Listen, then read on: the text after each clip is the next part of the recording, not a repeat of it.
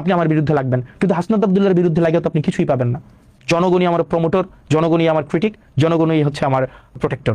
এই যে মিডিয়াগুলো, যতগুলো মিডিয়া, আমি তো আপনাদেরকে মানে আমি সাংবাদিকদেরকে সম্মান করি, কিন্তু মিডিয়া মালিক আপনারা যারা আছেন, আপনারা ব্যাংক ঋণ খেলাপি আপনারা যারা আছেন, আপনারা যারা দুর্নীতি করেন, দেশের টাকা বিদেশে পাঠান, আপনাদের নিজস্ব চরিতার্থ হাসিল করার জন্য সাংবাদিকদেরকে রাজনীতিবিদদের পিছনে লেলিয়ে দেন, আমি তো আপনাদেরকে গুনি না।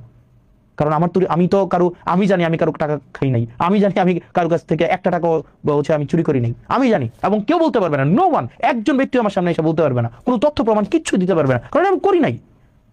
এবং আমি আপনাদের মিডিয়ার মধ্যে আমি যাইও না।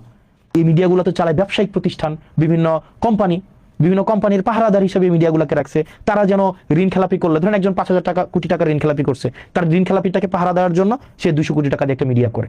এবং আমি হাসনাত আব্দুল্লাহ নিশ্চিত করছি আপনাদেরকে, প্রত্যেকটা পয়সা, প্রত্যেকটা দায়িত্ব একটা আমানত, আপনারা আমাদেরকে ভালোবেসে দায়িত্ব দিয়েছেন, এবং প্রত্যেকটা পয়সার হিসাব আপনারা পাবেন।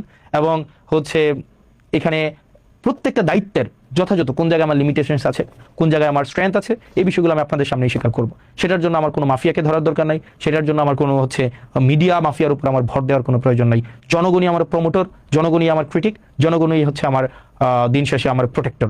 আমার কোনো মিডিয়া প্রোটেকশন, কোনো এইসবের দিন শেষে লাগবে না, as long as people are with me.